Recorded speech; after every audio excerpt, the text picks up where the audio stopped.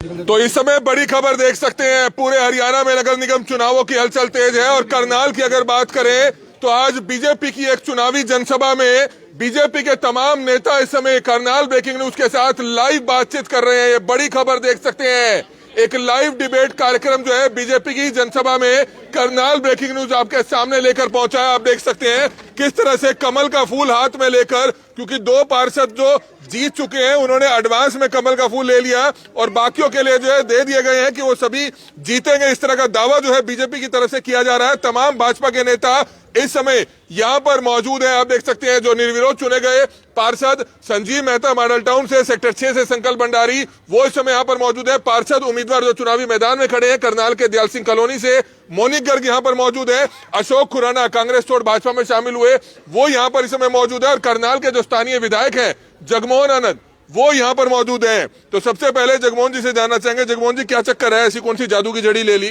सारे कांग्रेसी नेताओं को एक एक कर आप खींच रहे हैं, चुंबक ले ली क्या ऐसी कोई? कि नरेंद्र सांगवान जी ने भी आज शाम को घोषणा कर दी है कि सीएम साहब आ रहे हैं परसों ज्वाइनिंग कराने सैकड़ों समर्थकों के साथ, वो जो है अब भाजपा ज्वाइन कर रहे हैं। और भी 3-4 और बड़े नेताओं की ज्वाइनिंग परसों होने जा रही है। कौन कौन वह नेता है?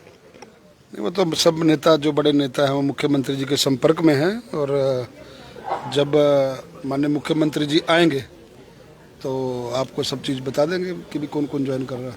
सांगवान जी ने तो खुलासा कर दिया कि उन्होंने कहा कि कांग्रेस में तो जूतियों में दाल बटती है, इसलिए मैं जो है बीजेपी में जा रहा हूँ। नहीं, वो तो आज मेरे ख्याल मैंने कुलदीप शर्मा जी का भी बयान पढ़ा है कि ना तो कांग्रेस का संगठन है और ना कांग्रेस कभी संगठित हो सकती है।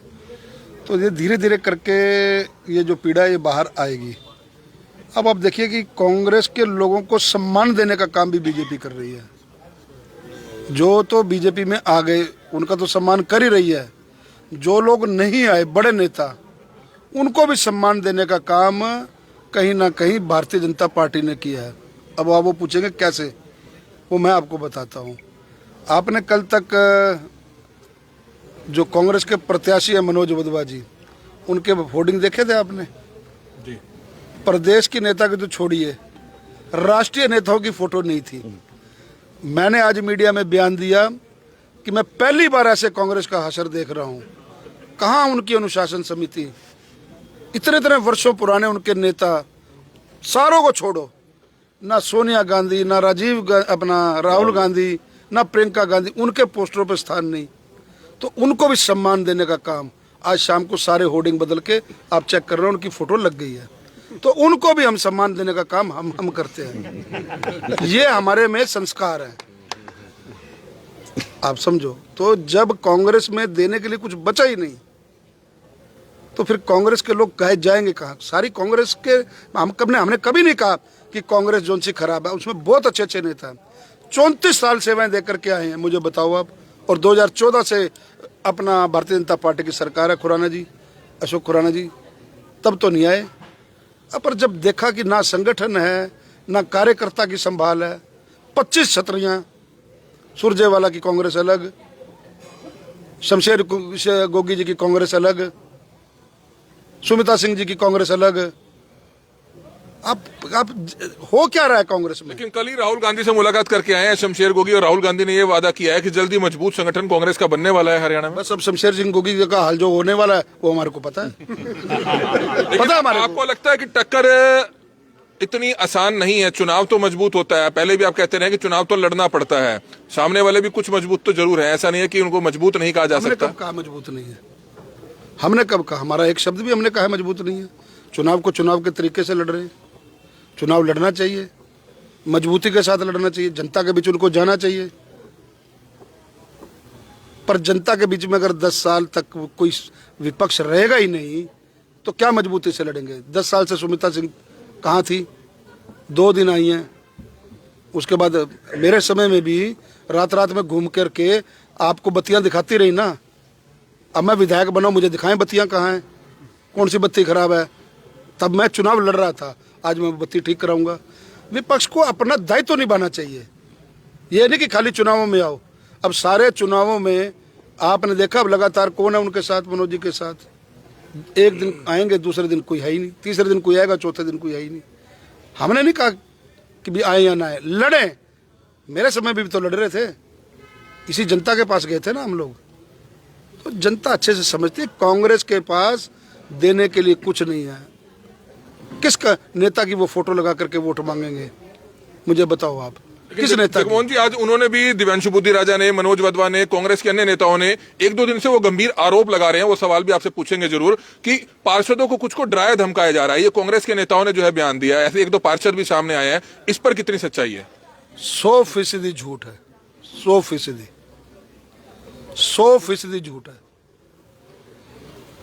42 वर्षों कांग्रेस में सेवा देने के बाद त्रिलोचन सिंह जी छोड़ के आए हैं। 34 वर्ष अपना जीवन देने के लिए वहां पे अशोक खुराना जी पार्टी में छोड़ के आए हैं। इनको पूछो, इनको डरा के हमने लाए हैं क्या? पूछ रहे हैं इनसे, आप इनसे पूछ रहे हैं। आरोप लगाए जा रहे हैं कांग्रेसी नेताओं की तरफ से कि पार्षदों को डरा धमकाया जा रहा है, डरा धमकाकर जो है भाजपा में ज्वाइनिंग कराई जा रही है। इस पर क्या कहना चाहेंगे आप? देखिए, जो गोल्डी की बात है, मैं उस बात को क्लियर कर देना चाहता हूं कि गोल्डी के उसकी वार्ड के अंदर दोनों तरफ से, मोनिक घर की तरफ से भी और उसकी तरफ से भी, पूरे वहां पर पूरी कॉलोनी के आदमी मौजूद थे। मेरे को वहां बुलाया गया बकायदा, और इसलिए बुलाया गया कि उन्हें क्लियर किया गोल्डी ने कि खुराना जी ने मेरे को खड़ा किया था। तब मैं कांग्रेस में था, उसको मैंने खड़ा किया था।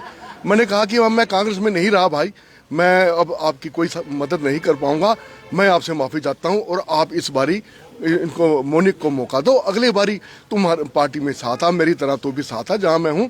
अगली बारी जैसा होगा भी उसमें करेंगे। सभी पूरे जो वार्ड के वासी थे, उन्होंने सब ने रजामंदी से ये सारा काम कर दिया। वहाँ लड्डू मंगाए गए, एक दूसरे के मुंह मिठे किए गए। शायद मैंने आपको बुलाया भी था, मैंने कहा जी बिल्कुल समझौता हो गया है, लेकिन वो वहाँ पर साइन करने का समय था 2 बजे। एक त्रिलोचन सिंह जी की वीडियो वायरल हो रही है जिसमें कुछ कह रहे हैं कि डील हुई है। वो काट छाट करके वीडियो बनाई गई है या ओरिजिनल वीडियो है? देखिए, डील का तो मुझे नहीं बिल्कुल पता, ना डील की कोई बात है किसी को होगी, ना तो कभी भाजपा ने आज तक किसी को मतलब कोई खरीदने की बात कही, ना वो नरेंद्र सांगवान भी जो है अब कांग्रेस छोड़कर भाजपा में आ रहे हैं। जगमोहन जी ने इशारा कुलदीप शर्मा जी की तरफ भी किया। कुलदीप शर्मा जी आपके भी नजदीकी हैं। कोई इशारा नहीं है भाई, अच्छा, इशारा नहीं है, मेरा कोई इशारा नहीं है। आपने कहा ना, उन्होंने बात कही है। मैंने उनका जो बयान आया मीडिया में आया, मेरा किसी का, देखिए बड़ा शिष्टाचार के साथ कहता हूँ, बड़े भाई है कुलदीप शर्मा जी, विपक्ष में है कोई बात नहीं, लेकिन मैं उनका सम्मान करता हूँ। मेरी कोई उनसे बातचीत नहीं हुई, उनकी किसी से कोई बातचीत हुई हो वो जाने या हमारे नेता जाने, ऐसा मैं कोई दावा नहीं करता। नरेंद्र सांगवान जी का भी आप बता रहे हैं, उन्होंने घर पे क्या कहा क्या नहीं कहा। हमारे जब यहाँ चांद निकलता है तो सबको दिखता है, ऐसी बात नहीं है। कौन कौन नेता शामिल होंगे ये मैं नहीं कह सकता, लेकिन जहाँ तक लंबी है, ऐसी जानकारी आ रही है। आरोप प्रत्यारोप की बात है, अभी मैं वो कुछ साथियों ने, विशाल कंबोज है उनका नाम, उनका भी इंटरव्यू देख रहा है, विकास कंबोज, मतलब वार्ड नंबर 2 से, वार्ड नंबर 2 से बेकार के एलिगेशन, कमल जी, मैं कोर्ट के सम्मन। लेकिन आपकी बात बिल्कुल ठीक हो सकती है, कोर्ट का सम्मन है, लेकिन लोग कुछ पूछते हैं कि चुनावों में ही ये सम्मन में पुलिस क्यों आती है, पहले क्यों नहीं आती? नहीं, देखिए मेरी बात समझिए, ये आप पुलिस से प्रश्न कीजिए ना, पुलिस आपको बताएगी क्या किसी का कोई दबाव हुआ है, कोर्ट आपको बताएगी किसी का दबाव हुआ है। ये प्रश्न जिसने जो जा रहा है उनसे पूछने का बनता है, हमारे से तो नहीं बनता। मैं तो जानता भी नहीं कौन है अपना विशाल कंबोज, विकास कंबोज कौन है, मुझे ना विशाल का पता ना विकास का पता। वो कह रहे हैं कि मैं जिंदगी में, मैं देख रहा था करण कमल का रास्ता, कभी जीवन में नहीं देखा। ऐसे मैंने 3600 आदमी देखे जो गाले निकाल के जाते हैं दोबारा आते हैं। मतलब इन बातों में कुछ रखा थोड़ी है भाई। आपको चुनाव, आप जनता के बीच में वोट मांगो, जनता को बताओ कि मैं अपने वार्ड के लिए ये विजन करूंगा। गालियां निकालना तो बड़ा आसान काम है, लोग मोदी जी को गालियां निकालते रहे, लोग मनोहर जी को गालियां निकालते रहे, तीसरी बार सरकार बनाई ना जनता ने। हम लोग जनता के प्रति जवाब दें, गालियां निकालने से आरोप प्रत्यारोप की राजनीति नहीं होती। उन्होंने शुरू किया इस काम को, हम फिर ये आप साथी प्रश्न पूछते हो जवाब ना दें तो वो सब लगता है कि भाई मुंह का ये इन्होंने इस तरह से बात की होगी। भाई कोर्ट ने आपको सम्मन दिया, कोर्ट से करके पुलिस चली गई, अब पुलिस किसी के दबाव में जाएगी क्या? कोर्ट के सम्मन है, कोर्ट से उसको जवाब देना है, जमानत भी मिली ना, न्याय है ना। इसे पार्षद उम्मीदवार जो थे, जो चुनाव लड़ना चाहते थे, उनको निष्कासित किया गया है, क्या उनकी भी वापसी हो सकती है? अगर वो पार्षद चुने जाते हैं, आजाद चुनाव लड़ रहे हैं, जैसे वीर विक्रम जी है या दूसरे हैं, क्या वापसी हो सकती है उनकी? संजीव मेहता जी उदाहरण है, गिन्नी वीर का आपके सामने उदाहरण है। अभी तक उसके गले में मैंने पटका नहीं डाला, बिना शर्त मेरे को वार्ड के लोगों ने कहा, संजीव मेहता जी ने कहा कि आप एक बार उनको मना लो, एक बार टेलीफोन कर लो। मैंने कहा मेरी किताब में नहीं है। अगर उनको पश्चाताप करना है, उन्होंने पश्चाताप किया कि तब मैंने गलत किया, मैं इतने दिन सोया नहीं, ये वास्तव बात उन्होंने जो कही। मैंने कहा जी अपना पर्चा उठाएं, पर्चा उठाने के बाद 2 तारीख को चुनाव होंगे, 12 तारीख को नतीजे आएंगे। हम आदरणीय मनोहर लाल जी से बात करेंगे, उनसे बात करके करेंगे। अगर वो सख्त रुख में उसके खिलाफ तो जो मेरा बड़ा निजी मित्र रहा है, और आज इस प्रकार का भ्रामक प्रचार करके कि हम आज़ाद जीत करके आ जाएंगे और फिर बीजेपी को समर्थन देंगे, हमें ऐसे समर्थन की जरूरत नहीं है। हम जनता से समर्थन ले सकते हैं, हम धोखेबाजों से समर्थन नहीं लेते, हम जनता से समर्थन ले सकते हैं। आज गिन्नीविक पार्षद नहीं है, पार्षद अनअपोज संजीव मेहता जी बने हैं, समझे ना मेरी बात। आज उनको कोई हमने शर्त लेकर के नहीं बात कही कि आपको ये बना देंगे, आपको ये बना देंगे। बेशक आप गिन्नी विर्क जी का इंटरव्यू ले आइए। मेरा कहने का भाव ये है कि आज़ाद प्रत्याशी को वोट देना, अपने वोट का, अपने मताधिकार का दुरुपयोग करना है। उस वो वार्ड में जनता पिसती है, फिर पार्टी को अगर वोट देंगे और वो भ्रामक प्रचार कर करके फिर कहेगी हम तो बीजेपी के थे, बीजेपी में, इसलिए पार्टी ने कड़ा संदेश दिया, उनको निष्कासित किया। अभी भी समय है, पार्टी एक विशाल माँ होती है, हमारे कोई कांग्रेस की तरह विचारधारा नहीं है। हम लोग कांग्रेस में लोगों को ज्वाइन कराते भी हैं, आते टिकट भी देते हैं और टिकट देने के बाद मंत्री भी बनाते हैं। ऐसे अनेक उदाहरण हैं। भाई काबिलियत होती है जिन लोगों की, अगर किस्मत में रेखा है तो आदमी चला जाएगा। अब आज मंच पर अगर अशोक खुराना जी या त्रिलोचन जी बैठे हैं, एक सामान्य कार्यकर्ता की तरह काम कर रहे हैं, सामान्य कार्यकर्ता की तरह। इन लोगों का भी तो आज पहले दिन से काम शुरू है। 34 साल की तपस्या तो खत्म हो गई ना। वहां सीनियर नेता थे, यहाँ एक सामान्य कार्यकर्ता की तरह काम करते हैं। यहाँ जब जिम्मेवारी होती है, सामने कुर्सी पे बैठता है व्यक्ति, चाहे वो सांसद है, चाहे वो मंत्री है, और जब जिम्मेवारी होती है तो सामने बैठता है। ये हमारे यहाँ संगठन की रीति नीति है और बड़ी रिस्पेक्ट दी जाती है। और कुछ लोग खाली टिकट कोई बहुत कुछ समझ लेते, टिकट कुछ नहीं होती। टिकट तो जब अपना किसी एक को मिलनी है, संगठन में देने के लिए बहुत कुछ होता है, सरकार में देने के लिए बहुत कुछ होता है। पार्टी हर कार्यकर्ता पर, इसलिए कार्यकर्ता को विचलित नहीं होना चाहिए। 2014 में मैं भी टिकट मांग रहा था जब, लेकिन मेरे सामने एक संगठन के सबसे बड़े कद्दावर नेता थे, हम लोगों ने उनके साथ काम किया। 2019 में दोबारा वही स्थिति थी।